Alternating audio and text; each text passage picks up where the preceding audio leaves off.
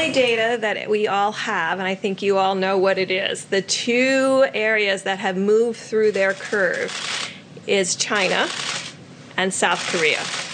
So those are the two countries that we're learning from. Those were 8 to 10 week curves. Each state in each hotspot in the United States is going to be its own curve because the seeds came in at different times.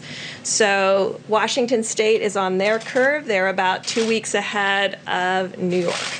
And so each of these have to be done in a very granular way to really understand where we are. And it's the charge that the president has given us is to use all of our data analytics and all of our data inputs to really define those issues about where the virus is, where is it going, and what predictions we can make about where we are in that bell-shaped curve.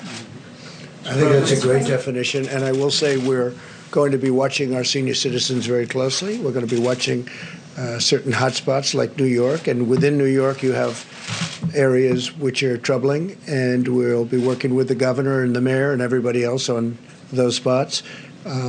But at the same time, at a certain point, we have to get open and we have to get moving. We don't want to lose these companies. We don't want to lose these workers. We want to take care of our workers. So we'll be doing something, I think, relatively quickly, but we've learned a lot during this period. This was a very necessary period.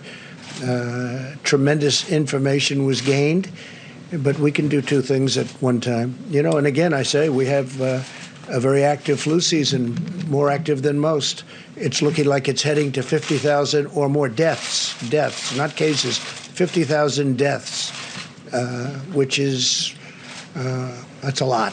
And you look at automobile accidents, which are far greater than any numbers we're talking about. That doesn't mean we're going to tell everybody no more driving of cars. So we have to do things to get our country open. But this has been an incredible period of learning, and we'll have announcements over the next fairly short period as to